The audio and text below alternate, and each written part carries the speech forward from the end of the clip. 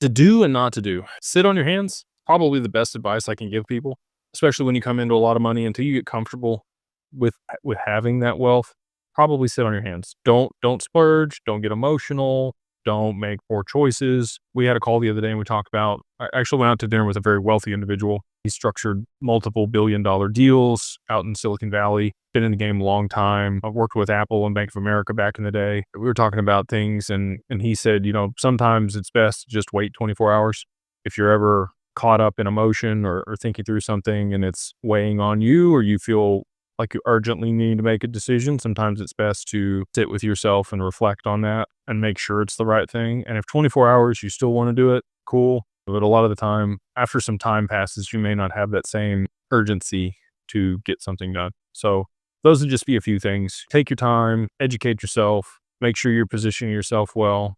I would recommend most people set up at least an LLC if you've got north of $50 to $80,000 in crypto. Structure a company to manage those assets. If those are in your personal name and you're selling them or you're using to produce income, you're going to be stuck with the taxes. And I'm just like everybody else. I hope the IRS just completely goes away. Believe me.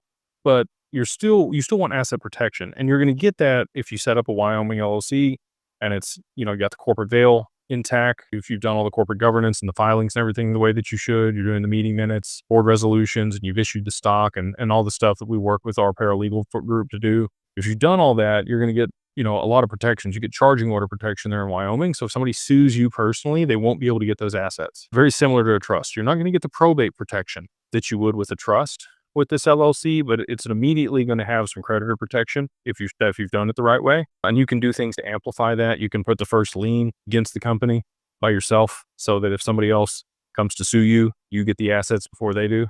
A lot of things we structure that way. You can put minority interest on the cap table, add people to the bank accounts. There's a lot of things that you can put in place to make a company far less valuable, one, and two, mitigate the risk of anybody being able to take anything from you or freeze your bank accounts. We work with people to do all of that and more. Establish the company, move your assets in there without any tax implications, set things up the right way to manage your digital assets, pay yourself, mitigate taxes, and also have the most flexibility on the other side of price appreciation to establish your estate, your trusts, and all the other stuff that people want to put together, insurance policies, buy large toys, all the fun stuff.